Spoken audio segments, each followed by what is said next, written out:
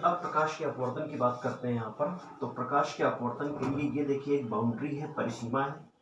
ये ऐसी बाउंड्री है जो दो माध्यमों को अलग अलग कर रही है। एक ऐसी परिसीमा, एक ऐसी बाउंड्री जो दो माध्यमों को अलग अलग कर रही है। एक माध्यम विरल माध्यम और दूसरा वाला माध्यम सघन माध्यम, दो माध्यमों को अलग कर रही है। जो परिसीमा दोनों माध्यमों को अलग करती है इसे हम लोग अपवर्तक पृष्ठ कहते हैं।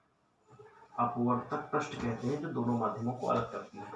प्रकाश का परावर्तन आप पढ़ चुके हैं कि किसी एक माध्यम में चलने वाली प्रकाश की किरण परावर्तक पृष्ठ से टकराने के बाद उसी माध्यम में लौट जाती है। इसे हम लोग प्रकाश का परावर्तन कहते हैं। आज अपवर्तन की बात कर रहे हैं। अपवर्तन, प्रकाश का अपवर्तन क्या होता है? तो ये मान लीजिए कोई प्रकाश की किरण इस तरीके से यहाँ पर आ रही है, ऐसे कोई प्रकाश की किरण आती है। जो प्रकाश का नेचुरल गुण है कि प्रकाश को सदैव सरल रेखा में चलना चाहिए, प्रकाश सदैव सरल रेखा में चलता है, ये प्रकाश का एक नेचुरल गुण है। तो ये कोई प्रकाश की किरण आ रही है, लेकिन देखते हैं कि जब प्रकाश की किरण किसी एक माध्यम से दूसरे माध्यम में जाती है तो अपने पथ से विचलित हो जाती है। अपने पथ से विचलित हो जाने का मतलब है अपने रास्ते को छोड़ देती है।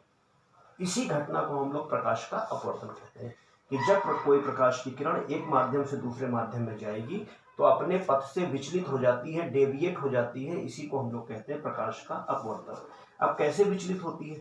तो वायु और कांच, विरल माध्यम सघन माध्यम, जब प्रकाश की किरण विरल माध्यम से सघन माध्यम में जाती है तो अपने जो आपतन बिंदु होता है उस पर डाले गए अभिलंब की ओर झुक जाती है। कैसे? ये प्रकाश की किरण आ रही है तो इसे हम लोग आपतित किरण कहते हैं। ये आपतित किरण जिस जगह पर आकर के टकराएगी इसे आपतन बिंदु कहेंगे। ये सब आप पीछे पढ़ भी चुके हैं परावर्तन में। इसे आपतन बिंदु कहते हैं, जहां पर टकराती है इसे आपतन बिंदु कहते हैं। और आपतन बिंदु पर एक अभिलंब इस तरह से डाल दिया जाता है जिसको हमने कह दिया MN। ये कोई अभिलंब डाल दिया, ये आपतित किरण थी P। अब प्रकाश का जो गुण है वो ये है कि प्रकाश सदैव सीधी रेखा में चलता है। इसका मतलब इसको इस डायरेक्शन में ऐसे सीधे जाना चाहिए था, लेकिन हम देखेंगे क्या कि जब प्रकाश की किरण विरल माध्यम से सघन माध्यम में जाएगी तो आपतन बिंदु पर डाला गया अभिलंब, ये आपतन बिंदु पर डाला गया अभिलंब है, अभिलंब की ओर झुक जाएगी। कैसे झुकेगी? तो जो मुख्य आपतित किरण है उस आपतित किरण पे अपना ऐसे पेन रख दीजिए, इस तरीके से ऐसे पेन रख दिया हमने, आपतित किरण पर पेन रखा। अब अभिलंब की ओर झुकना क्या होता है? ऐसे अभिलंब की ओर आ जाए। और अभिलंब से दूर हटना क्या होगा? ऐसे चली जाए तो अभिलंब की ओर झुक जाती है। इसका मतलब इस तरीके से अभिलंब की ओर देखिए झुक गई और किस डायरेक्शन में निकल गई है? QR की दिशा में। जाना चाहिए था इसको ऐसे और जा रही है इस तरह QR की दिशा में। इस घटना को हम लोग प्रकाश का अपवर्तन कहते हैं। तो आपको पता चल रहा है कि जब कोई प्रकाश की किरण एक माध्यम से दूसरे माध्यम में जाती है तो अपने पथ से विचलित हो जाती है। जब प्रकाश की किरण विरल माध्यम से सघन में जाती है तो आपतन बिंदु पर डाले गए अभिलंब की ओर झुक जाती है। अभिलंब की ओर झुकेगी, ये बात ध्यान देने वाली बात है। अभी इसी का दूसरा होगा कि जब प्रकाश की किरण सघन माध्यम से विरल माध्यम में जाएगी तो आपतन बिंदु पर डाले गए अभिलंब से दूर हटेगी। जब विरल से सघन में जाती है तो अभिलंब की ओर झुकती है और जब सघन से विरल में जाती है तो अभिलंब से दूर हट जाती है। चलिए यहाँ पर देखते हैं, ये आपतित किरण है और इसको हम लोग कह देंगे अपवर्तित किरण। अपवर्तित किरण, रिफ्रैक्टेड रे, अपवर्तित किरण बन जाती है। आपतित किरण, अपवर्तित किरण।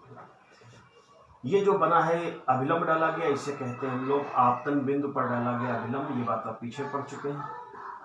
आपतन बिंदु पर डाला गया अभिलंब कहा जाता है इसे। आपतन बिंदु और अभिलंब के बीच का जो कोण होता है ये ये आपतन कोण कहलाता है, जैसे पीछे भी कहला रहा था। आपतन कोण, आपतित किरण और अभिलंब के बीच का कोण आपतन कोण, एंगल ऑफ रिफ्रैक्शन। अपवर्तित किरण और अभिलंब के बीच का कोण जो ये होता है इसे स्मॉल r कहते हैं। इसे हम लोग अपवर्तन कोण कहते हैं। ये अपवर्तन कोण है, वहां परावर्तन कोण होता था। अपवर्तन कोण, प्रकाश के परावर्तन में परावर्तन कोण होता था और प्रकाश के अपवर्तन में अपवर्तन कोण होता है। तो I और R, इस केस में आप देख रहे हैं कि I is greater than R। I की वैल्यू जो है वो R से हमेशा ज्यादा होगी। जब प्रकाश की किरण विरल माध्यम से सघन माध्यम में जाएगी तो I is greater than R, आपतन कोण सदैव अपवर्तन कोण से बड़ा होगा। इसके बाद दूसरी चीज, प्रकाश की किरण को जाना ऐसे चाहिए था और जा प्रकाश की किरण ऐसे रही है।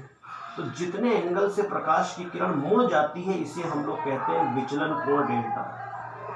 ये विचलन कोण कहलाता है, इसे हम लोग डेल्टा से प्रदर्शित करते हैं। जितने कोण से प्रकाश की किरण विचलित हो गई, जाना चाहिए था इस तरीके से, जा रही इस तरीके से, तो जितने एंगल से घूम गई उसे कहते हैं विचलन कोण। तो ये डेल्टा हो गया।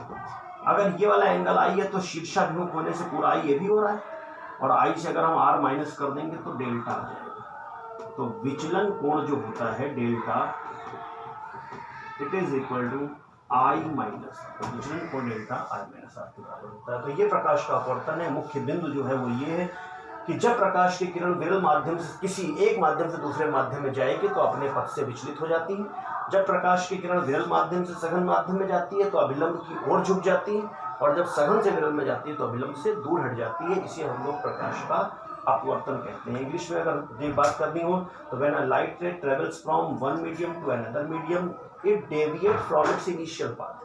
If it moving from rarer medium to denser medium, then it bends towards the normal at incident point. And if it move from denser medium to rarer medium, then it bends away from normal at incident point. It is called refraction of light. तो ये प्रकाश का अपवर्तन है।